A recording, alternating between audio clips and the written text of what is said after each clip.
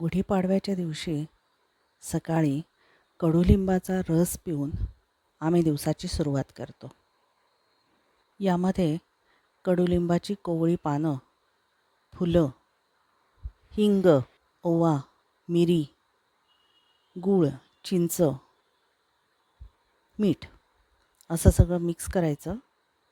मिक्सरमध्ये वाटून घ्यायचं आणि रस गाळून प्यायचा. हा रस आरोग्यालाही चांगला आणि आज त्याचं महत्त्वही असतं. तर अशा प्रकारे चटणी करून जर आपण फ्रीजमध्ये ठेवली तर ती रोज आपण खाऊ शकतो.